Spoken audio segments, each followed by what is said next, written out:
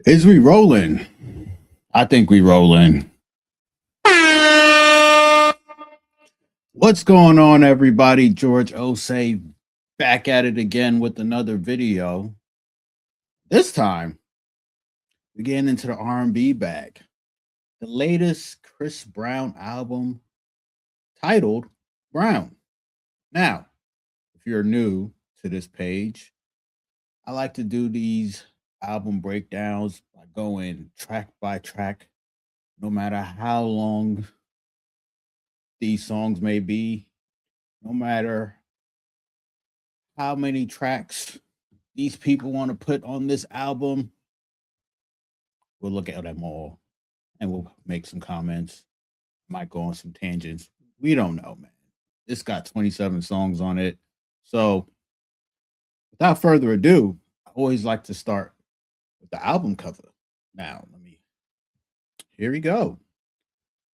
There's a theme this year with Michael Jackson. Chris Brown, I remember, was getting linked to Mike. He was very young.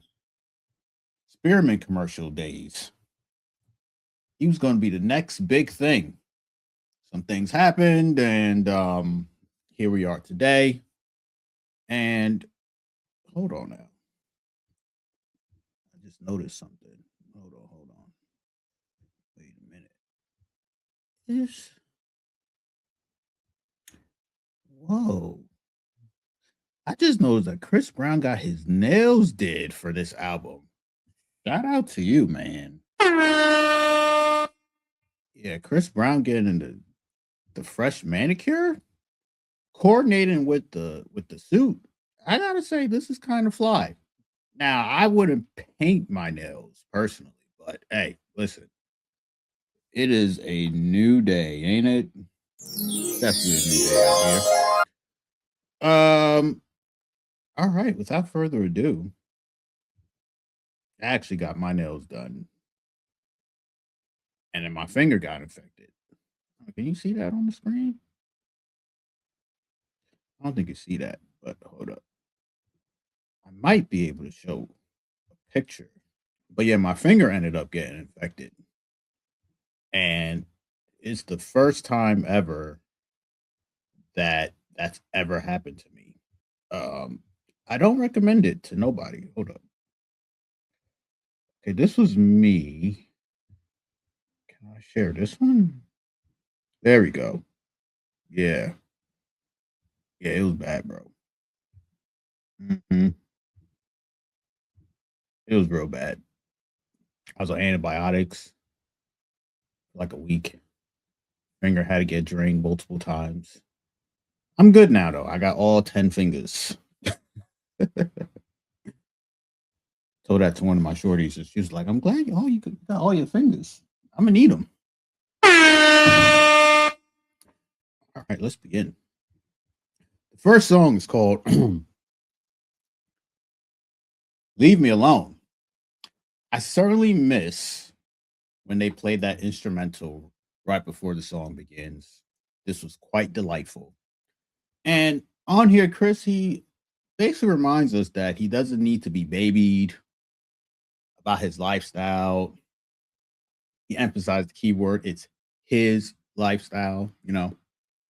And like most adults, Chris says that his circle has gotten smaller throughout the years. On here, I got no complaints. I really enjoyed that production. Obvious. Now, as soon as it starts, like, did he find Roger Troutman? Woo. I don't know if it was him or not. I'm not going to fact check, but I like the old school feel. And I have to say, you know, sometimes that new Punani makes you want to try some things, man. Now, Chris, he tells us he's trying new things because he believes that this shorty he's referring to is the one. And I have to say, these are the lies that built R&B. Shout out to him. To me, this was that. Nah, you not telling me when we leaving. Just go ahead and Grab Them Ankles First music. And I have to say, very well written song. Chris is able to capture that sex is mostly nonverbal. And from my understanding, Chris rewards women that do as they told. Honey Pack.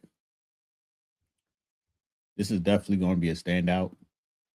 Not because I do like the song, but because I also do like those honey packs, man. They're great. This is not an ad, by the way. But if it were to be an ad, holla at your boy, man. I am willing to get some free honey packs, bro. However, Chris combines the honey pack with some Henny. Diabolical. You are easily going to hit that bottom. This is pure money shot music. And I got to say, on that prior song, when I was like, yo, new Punani makes you want to do new things. Yo, Chris Brown make these women do new things, man. And then he talked about bringing out a mop because of all the squirting that's going on because of the honey pack and Henny combination. First off, Chris, you do know they make water resistant sheets, right? And unless you just like squirting that much. Anyway, this is good hookup music for sure. It depends.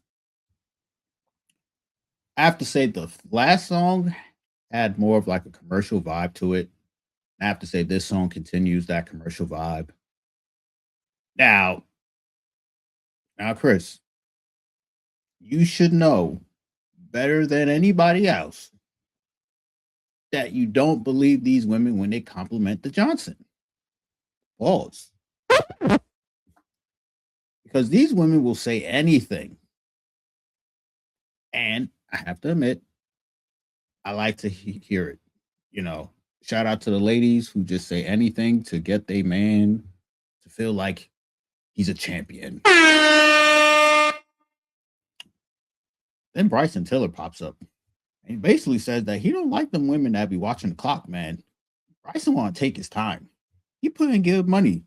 He's worked very hard to throttle that woman. And then I think Chris closes out this song by telling us that sexual chemistry is so intense that you got to go raw. You're going to hit that bottom. And you might consider wiping her seriously. Shout out to him. There's a theme for this album. On here, Fallin. Chris just describes the one that got away. And at first, I thought Chris sounded a little bit out of place with the sound on here, but I don't know. It kind of works. I don't know how he pulls it off. Pause. Then Leon Thomas speaks on women who don't know how to forgive, and that cannot be fixed. Then, restoring that feeling, Chris Brown starts begging at the end of this song right here. Gotta love it. Next we got, oh, look at me. I'm all over the place. Hate Me. It's gonna be a long night. Hate Me. This was interesting. Chris gets very personal on here. And he seems to make this song, well, he dedicates the song to people that he may have hurt. And he really takes accountability on here. And he described the mentality of a man who do whatever it takes to fix things because men are natural fixers. Call your name. For whatever reason, I felt like we have to shout out Memphis. So shout out to Memphis. That might be the nicest thing I'm gonna ever say about Memphis. Actually.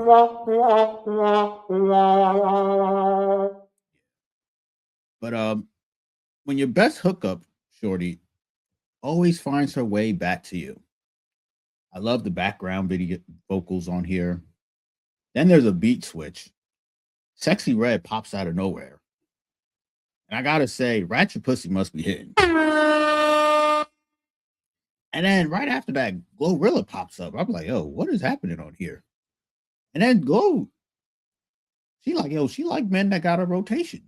You know, you need that social proof sometime as a man.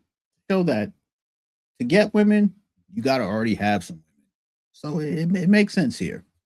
But I must say, there is a particular type of man somewhere out there, probably Memphis,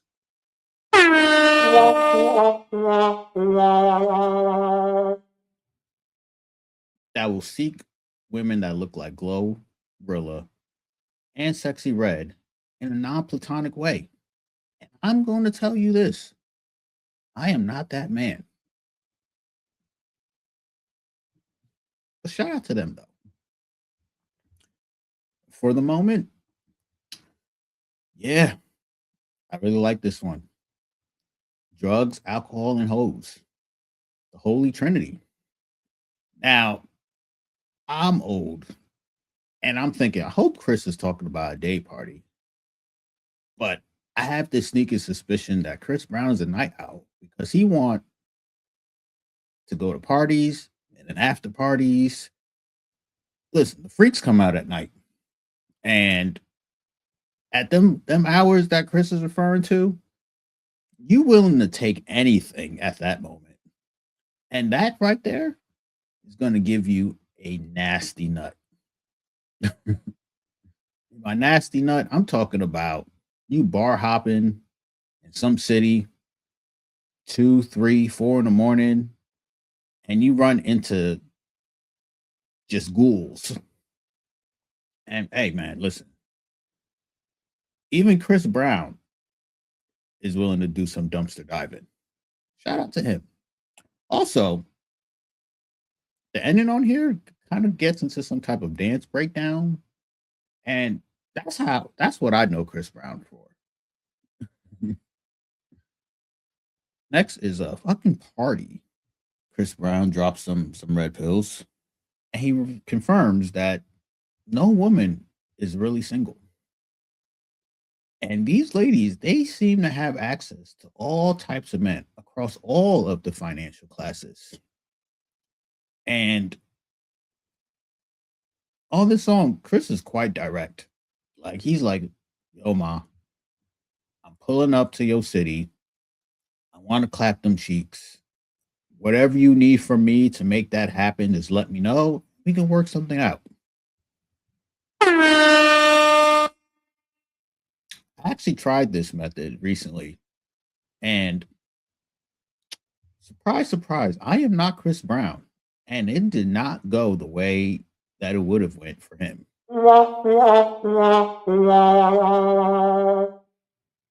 Oh, the legendary Vibes Cartel is on here. He does what he does best. And that's make fun of people in monogamous relationships. And we got Red Rum. I never, ever want to be as drunk as what Chris Brown's describing. However, he makes it seem like it's some type of adventure. And he refers to alcohol as medicine. Randomly, my father does this as well. Shout out to my dad. Which isn't far from the truth because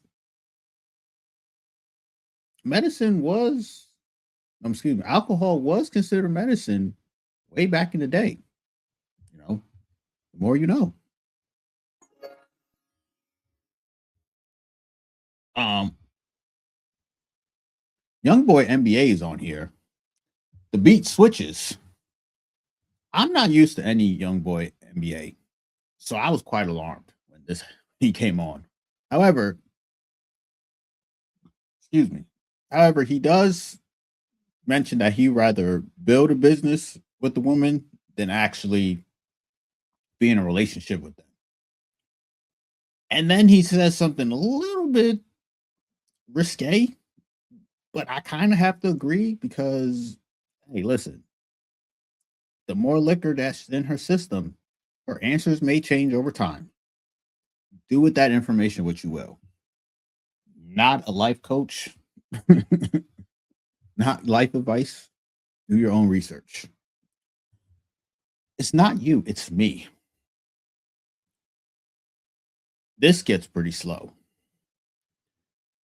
And the tone gets quite serious. And as I was listening to it, I was like, is this what happens when you do not perform aftercare correctly?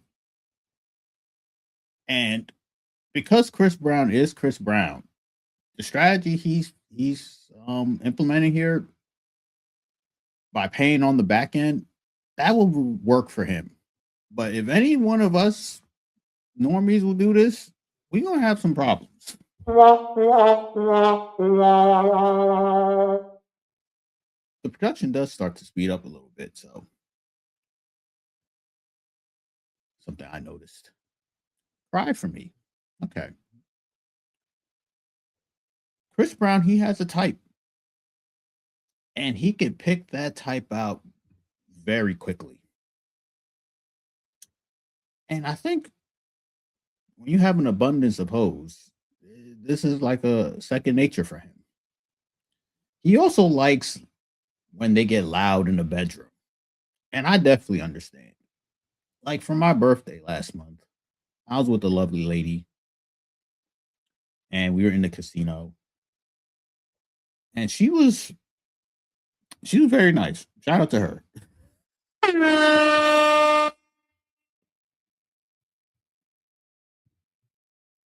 Say nothing. Again, it's 3 in the morning. The liquor is flowing. The show went well. And how does Chris Brown celebrate? You guessed it, with a threesome.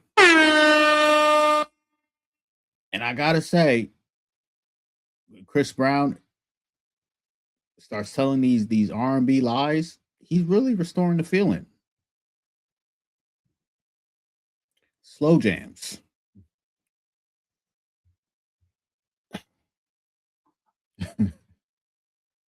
Again, this album is very sexual, and he has been indiscriminately knocking.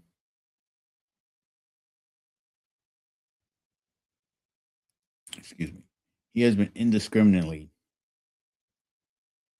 knocking the hair grease, the the baby hairs, the Mario coins, whatever is coming out these women. He has been doing it all throughout this album.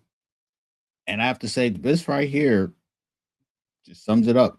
He done hit that bottom. He done imprinted this woman.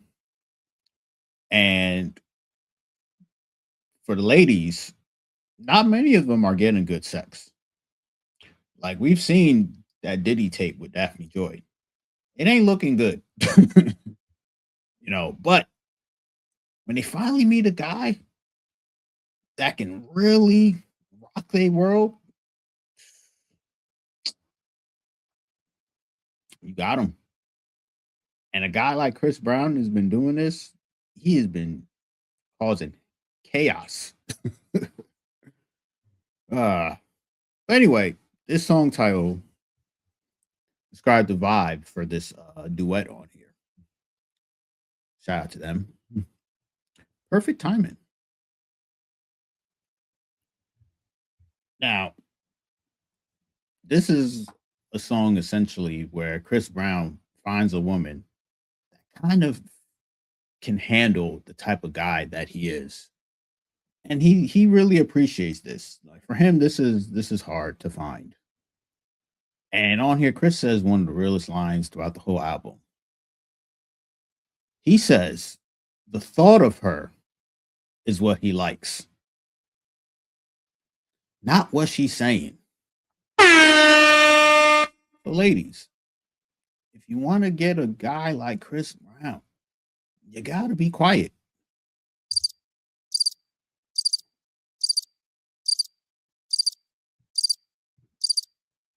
in my head. Okay. This song right here, it sort of describes like that new person you start sleeping with. And that experience with that new person is quite enjoyable. But for whatever reason, life, distractions, you can't really run it back. So y'all gonna have to pause, you know, the run back. Typically, for us people, this is typically like a long distance relationship,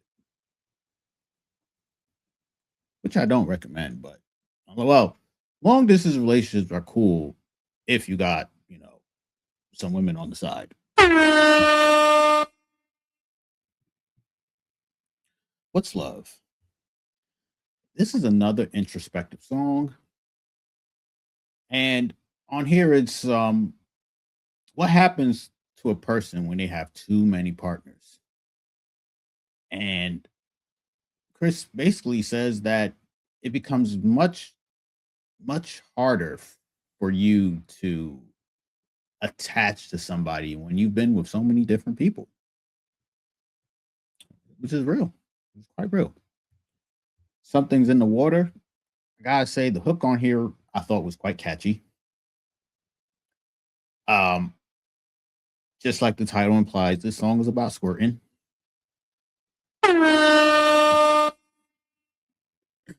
have to say, Chris Brown just likes squirters, man. There ain't much here. Won't let me leave. This one here is describing when you're trapped in your worst moment of your life. And no matter how much time passes, it always feels fresh in your mind. There's even some vocal distortion on here where it nearly sounds like it's like two sides of the same coin trying to jock for position. And I think Chris does a good job illustrating this tug of war that he has mentally. There we go. Oh, much better. I didn't like the hook on this one, but basically this song is just about a woman's physical appearance. And Tank, he has a good approach on here. He admits that he gets why these women wear makeup.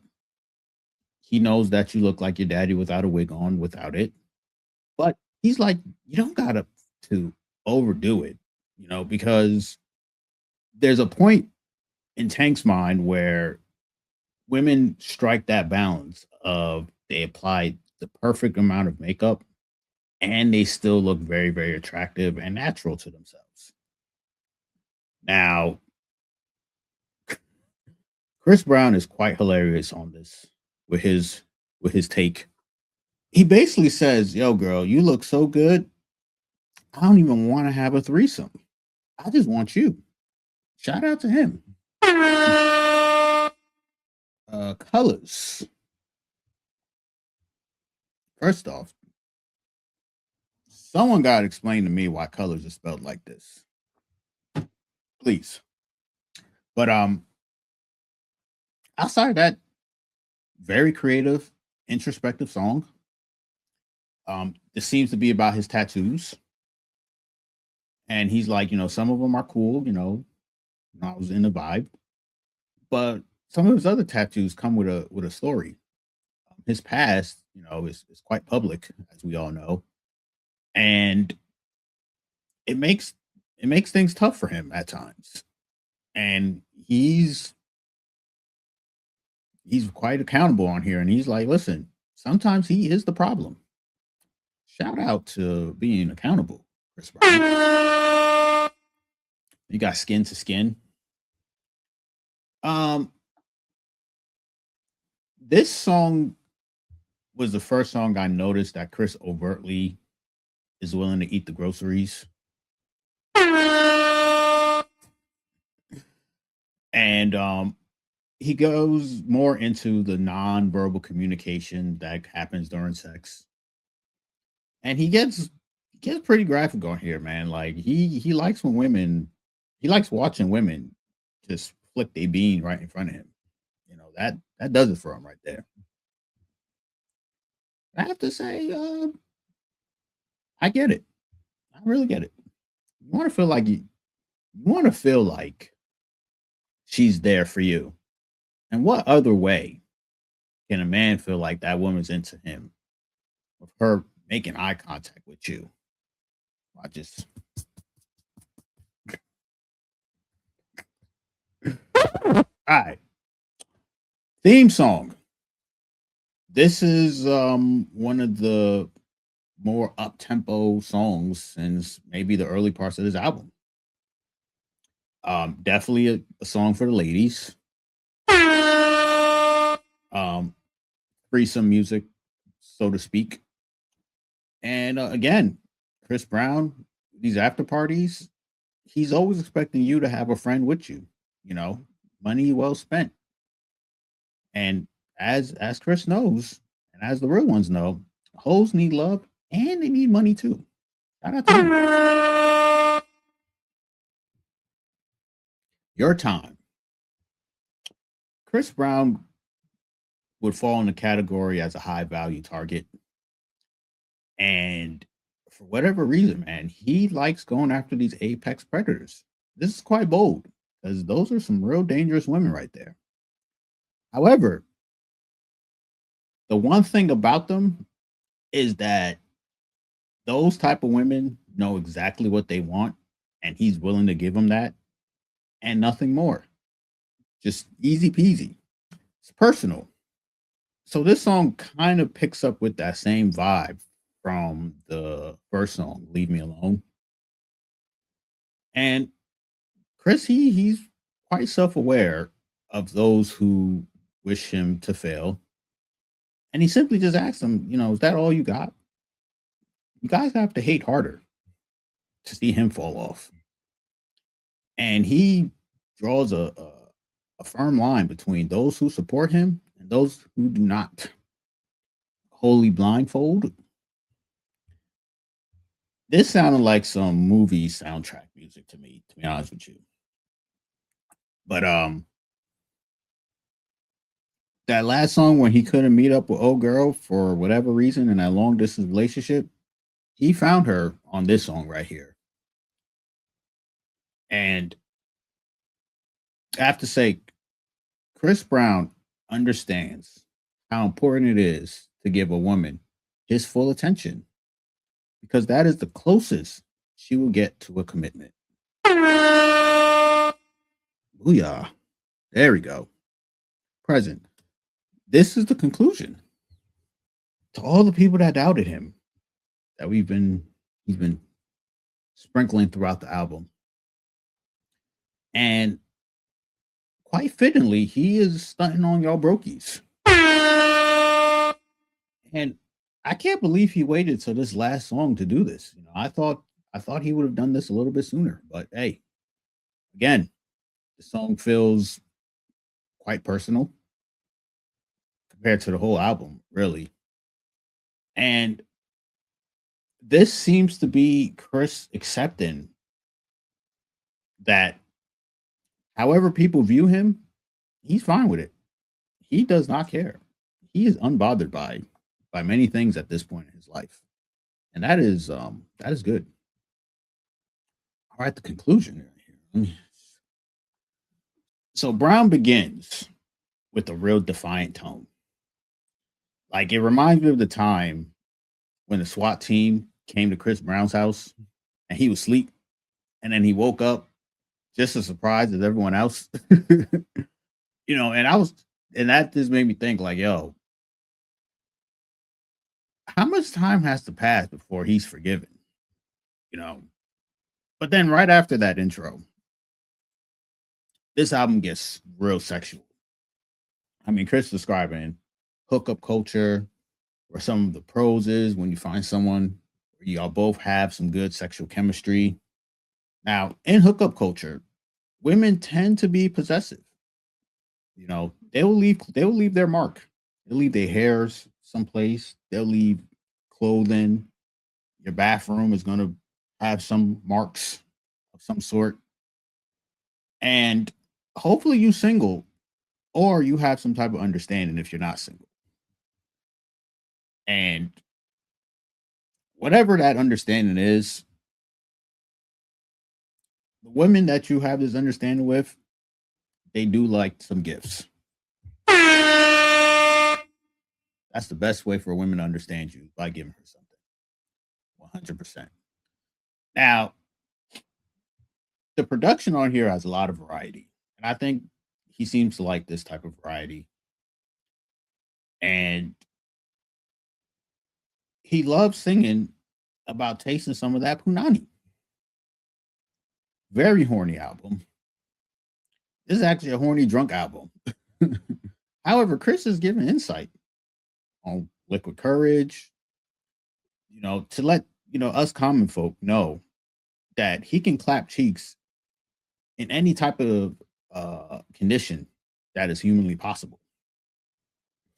But then throughout this album, you get like these mature versions of Chris Brown, and some mature things he discusses, like aftercare, some forms of it, and all the throttling that he's doing to these women. Aftercare can be pricey for him, and so pricey that he might even make some songs about it to offset the cost. Now, there's no secret. He has an abundance mindset, and he's making ballads about NDAs. And the way this album was flowing, Chris taking all the items required to enhance the sex to why is this woman so attached to me? I mean, you making them squirt and blowing their backs out, dog. That's why they getting attached. And then right after some of these songs, he gets real introspective. Like some of these introspective songs are like strategically placed right after some of the highly sexual songs. So to me, I was like, is this like post nut clarity music right here? Like, I don't know. But Chris Brown is quite honest about the money, energy, attention, and time that goes into dealing with these women.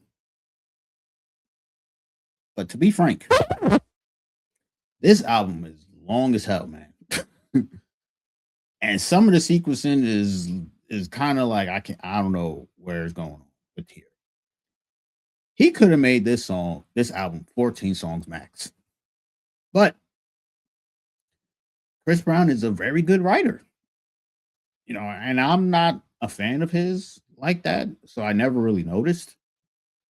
But though this album may be long, it doesn't feel boring or even drags. Many of these songs are under 3 minutes. You get in and out with an important message to close the album. So,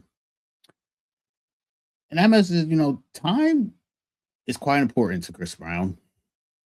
And he just has to accept whatever comes with it, because he at a point in his life where he doesn't have to stay and deal with the bullshit, because he has earned freedom. And that right there deserves some praise. Now, what were some of the standouts? There was quite a few. Leave Me Alone, Honey Pack, for obvious reasons. Like, come on.